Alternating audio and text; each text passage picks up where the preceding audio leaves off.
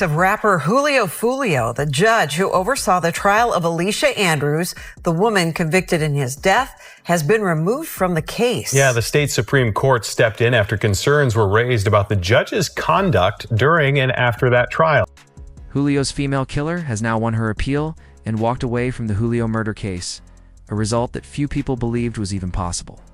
The reaction from bro Julio's mother said everything without needing words. What came through was shock layered with grief, anger mixed with disbelief. The kind of reaction that only comes when a family feels the system has failed them twice. Before getting into her response, it is important to understand how this outcome even happened, because the legal path that led here is one of the most unexpected turns this case has taken. What unfolded next was not a technicality or a minor procedural issue. It was a calculated legal maneuver that completely flipped what prosecutors believed was a guaranteed conviction. But her sentence has been put on hold, and it has to do with her attorneys trying to get the judge disqualified. The way this case unraveled exposed weaknesses that were overlooked from the very beginning. And once those cracks were examined closely, everything started to fall apart in ways no one anticipated. Alicia Andrews was the first of the 5 suspects connected to the Julio murder to actually go to trial. Prosecutors approached her case with full confidence. They believed this was the strongest of all the cases tied to the incident, the one that would set the tone for the rest. They had phone records showing movement, travel from Jacksonville to Tampa, cell phone pings, bouncing off towers along the route, and surveillance footage they believed placed her where they needed her to be. From the outside, it looked airtight. The expectation was not whether there would be a conviction, but how severe the sentence would be. That confidence is what made what happened next so jarring. After Alicia Andrews was convicted of manslaughter, her legal team immediately moved in a direction almost no one expected. They did not simply prepare for sentencing. They filed an appeal that halted everything. Sentencing was frozen, and the case was suddenly no longer about punishment, but about whether the trial itself had been conducted fairly at all. The appellate court did something rare, granted the petition and removed the judge from the case entirely. The ruling was based on judicial bias, a finding that carries serious weight. Judges are given wide authority, but once bias is established, the legitimacy of the entire trial is called into question. That single decision changed everything. Inside the courtroom, the problems had been building long before the verdict. Alicia Andrews' legal team, led by Jeremy McLeon, documented every moment with precision. They did not rely on impressions or complaints after the fact. They relied on transcripts, recordings, and documented rulings that painted a consistent picture of imbalance. During jury selection, the first red flags appeared. The defense attempted to strike potential jurors who openly stated they did not understand rap music, rap lyrics, or the cultural context surrounding them. This case centered heavily on rap-related disputes, street dynamics, and alleged beef tied to that culture. The defense argued that jurors who admitted confusion or unfamiliarity could not fairly evaluate key elements of the case. The judge denied the request and required those jurors to remain. That decision set the tone for what followed. The court moved forward with a jury that the defense believed was fundamentally unprepared to understand the context they were being asked to judge. Imbalance became more visible during opening statements. The judge informed both sides that they would each be given 1 hour to present their opening arguments. The prosecution exceeded that limit and spoke for nearly 2 hours. When the defense raised the issue during a sidebar, the judge denied that any time limit had ever been imposed. This denial would have ended the issue in most courtrooms. Except this time, it did not. The courtroom recording clearly captured the judge stating that each side had 1 hour. The discrepancy was documented on video. The judge had contradicted herself on the record, and the trial continued as if nothing had happened. As the proceedings moved forward, the pattern repeated. Defense objections were routinely cut off before they could be fully explained. Requests for sidebar discussions, standard practice when legal issues need to be addressed outside the jury's hearing, were repeatedly denied. Each of these moments, taken alone, might have been brushed aside. Taken together, they formed a record of consistent restriction placed on the defense. By the time the appeal reached the appellate court, the issue was no longer about Alicia Andrews alone. It was about whether the courtroom itself had operated on equal ground. That question is what ultimately unraveled the case and led to a result that that now leaves Julio's family facing a reality they never expected. This is where the situation crosses from questionable into deeply problematic. When defense attorneys are prevented from preserving objections on the record, they are being stripped of one of the most basic safeguards in the legal process. Appeals rely on the record. Without it, higher courts are left with nothing to review. What happened here was not just strict courtroom management. It effectively blocked the defense from building the foundation of any future appeal. And that matters more than most people realize. Inside that courtroom, the imbalance became increasingly obvious. When the defense attempted to cross-examine witnesses, the judge repeatedly rushed them.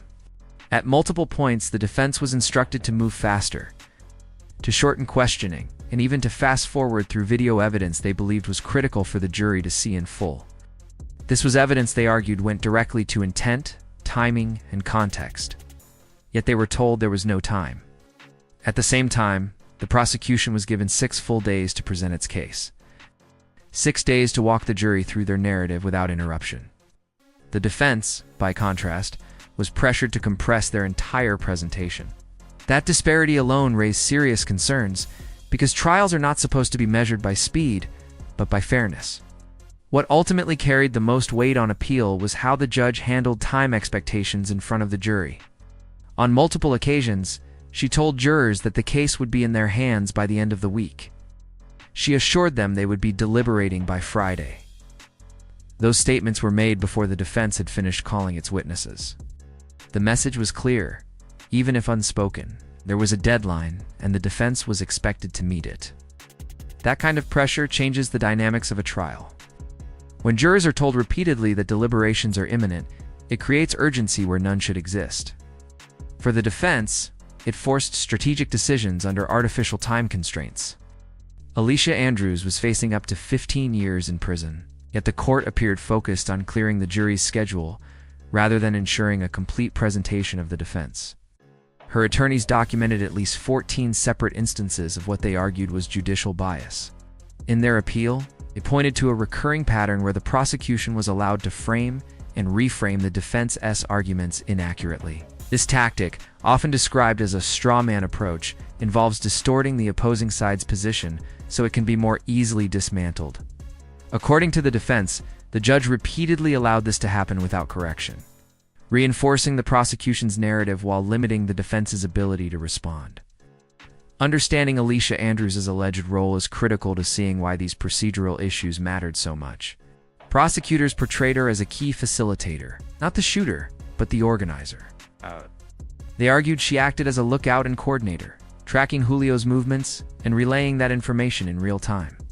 On the night Julio was killed in Tampa, the prosecution said the digital trail told a clear story. It was Julio's birthday. He was in Tampa attending events and making appearances.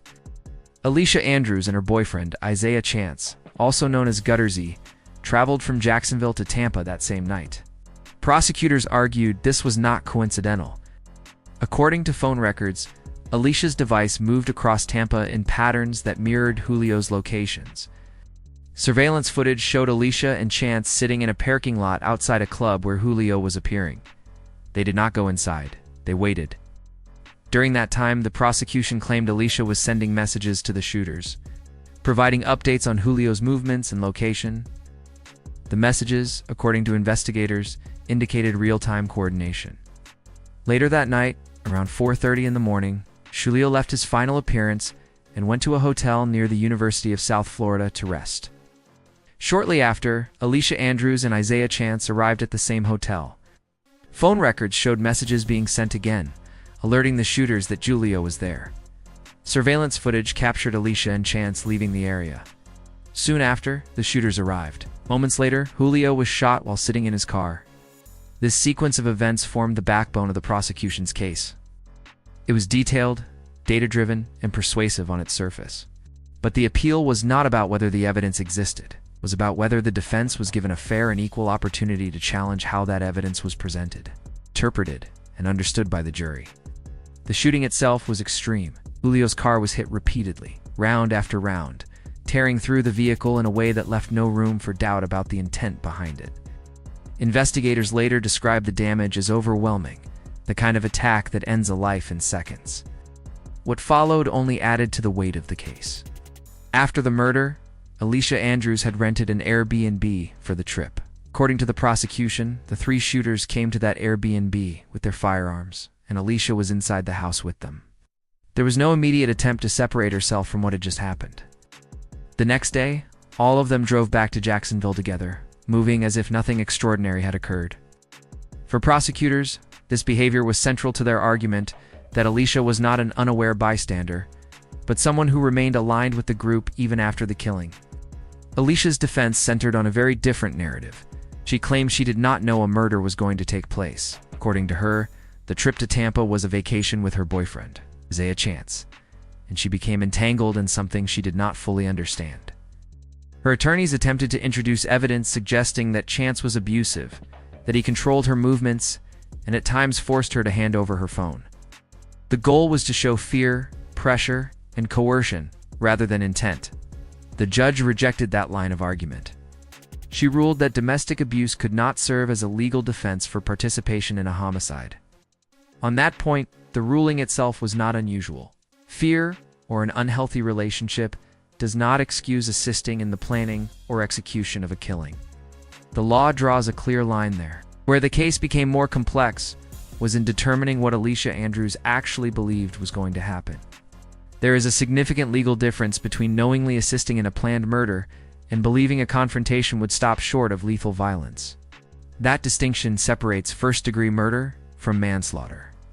The jury ultimately convicted Alicia of manslaughter, not first-degree murder, signaling that they believed she played a role, but may not have fully understood that the outcome would be death. That verdict reflected uncertainty rather than exoneration. It suggested involvement without full intent, participation without absolute clarity. It is a narrow line, but one that carries enormous consequences in sentencing and in how responsibility is assigned. The emotional center of this case, however, has always been Julio's mother. After the appellate court removed the judge and granted Alicia Andrews relief, her reaction was raw and immediate. She has spent years pushing for justice, attending hearings, speaking publicly, and demanding maximum accountability for everyone involved. From her perspective, the appeal outcome felt like the system reopening a wound that never healed. Her grief is not difficult to understand. She lost her son in a violent public killing. No parent expects to outlive their child, and few are prepared to navigate a legal process that moves slowly and unpredictably. Her anger and devastation come from that reality. At the same time, the public narrative surrounding Julio has always been complicated. His mother has consistently described him as innocent, as someone who did not deserve what happened. While that may reflect a parent's love and pain, it does not fully align with the life Julio was living. He was deeply involved in an ongoing street conflict. His music openly referenced violence, rivalries, and the deaths of others connected to that feud. This was not an encounter or random crossfire. It was part of a long-running and highly visible war. Acknowledging that reality does not mean justifying his death. No one is arguing that Julio deserved to be killed.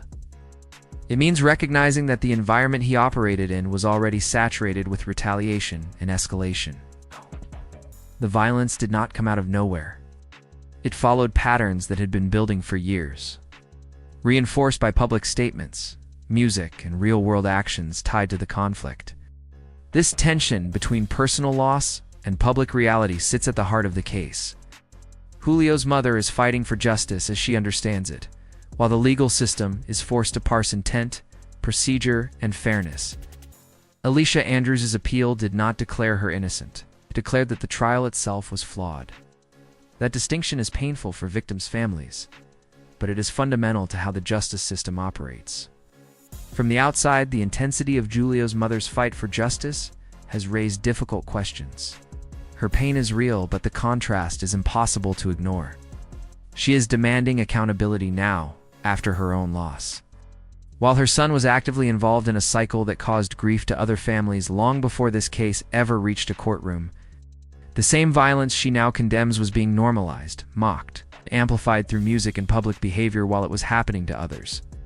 That contradiction is uncomfortable, but it is part of the reality surrounding this case. Justice cannot be selective. It cannot be something that only matters when the harm reaches your own door. Either the violence is wrong in all directions, or it becomes a standard that shifts depending on loyalty and loss. That tension sits beneath every public statement surrounding this case, even when it is not openly acknowledged. When the news broke that Alicia Andrews had won her appeal and the judge had been removed, Julio's mother reacted immediately. She took to social media, expressing anger and disbelief, describing the decision as proof that the system is broken. In her view, the court had finally delivered a conviction, only to strip it away through what she saw as technical maneuvering. To her, it felt like the erasure of progress and a direct insult to her son's memory. That reaction makes sense from a parent who has been waiting for closure. The appeal decision does mean delay. The case will not move forward quickly now. A new judge must be appointed. Motions will be refiled. Alicia's attorneys are expected to push aggressively for a full retrial. What was once positioned as a resolved case is now back in uncertainty, and that prolongs the pain for everyone involved. At the same time, the legal system does not exist to deliver emotional resolution. It exists to operate correctly. If the trial judge demonstrated bias, restricted the defense, or compromised the fairness of the process, then the appeal had to be granted. That principle does not change based on the nature of the crime or public sentiment. Allowing biased proceedings simply because the defendant is unpopular undermines the system for everyone. The consequences of ignoring judicial misconduct extend far beyond this case. If bias is tolerated here, it becomes precedent elsewhere. Today, it affects Alicia Andrews. Tomorrow, it could affect someone with no involvement in street conflicts, someone without public scrutiny, someone without resources. The standard has to be consistent, or it is meaningless. This situation also highlights how fragile, large street-related cases can be. 5 individuals were charged with first-degree murder. Each one faces either life imprisonment or the death penalty. The evidence includes phone records, surveillance footage, and witness statements. On paper, it appears overwhelming. Yet even with all of that, the entire prosecution has been destabilized by how the courtroom was run. The remaining defendants, Rashad Murphy, Isaiah Chance, and Sean Gathright, have not yet gone to trial. Their attorneys are watching closely.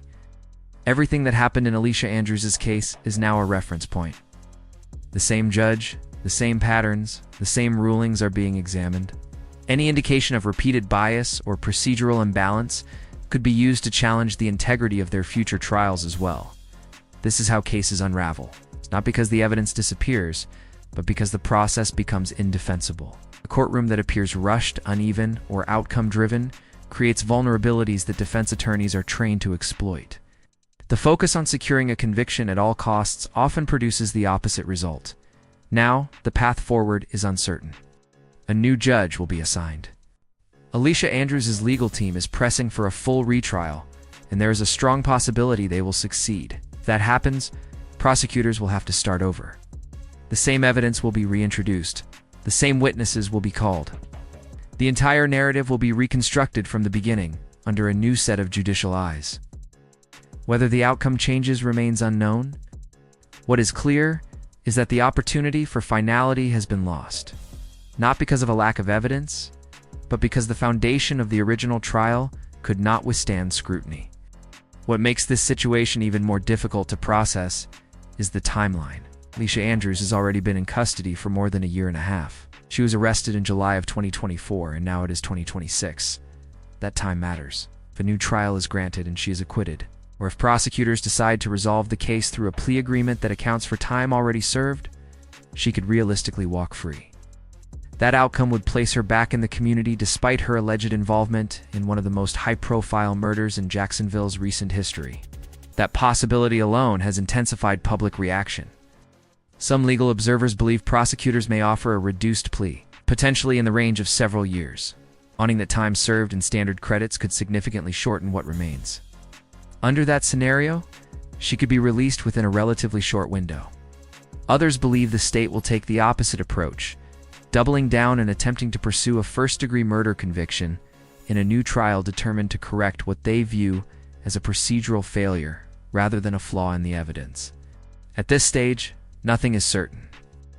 The case sits in a legal gray area where outcomes range from immediate release to a full retrial with far higher stakes. That uncertainty is part of what makes this case so volatile. Every option carries consequences, not just for Alicia Andrews, but for the remaining defendants and for the family of the victim. Stepping back, this case illustrates how complex these situations become when violence, public perception, and courtroom procedure collide. A man was killed in a brutal, targeted attack. A mother lost her son and has spent years demanding accountability.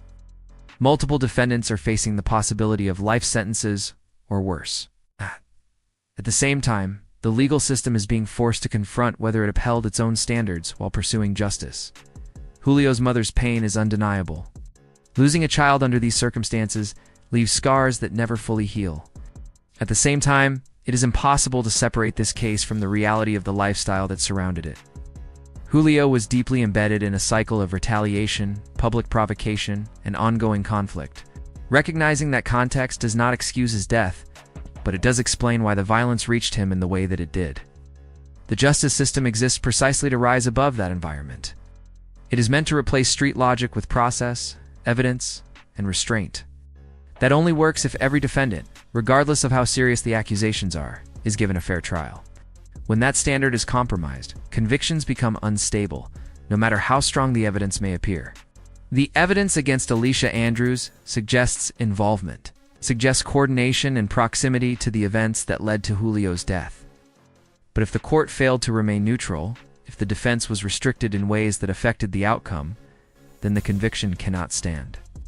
That principle is uncomfortable, especially for victims' families, but it is foundational. Now the case moves forward under a cloud of uncertainty. New judge will take over. Decisions will be made about whether a new trial is warranted or whether a negotiated resolution becomes the preferred path. Prosecutors will have to decide how much risk they are willing to take. Julio's family will be forced to wait even longer for answers, knowing that closure may still be far away. This case is not finished. It has simply entered another phase, one defined less by evidence and more by process. How it ends will depend not just on what happened that night in Tampa, but on whether the system can correct its own mistakes without creating new ones. For those who continue to follow cases like this, Cloud Chase remains focused on examining what is often overlooked, where procedure and outcome collide in ways that shape lives long after the headlines fade.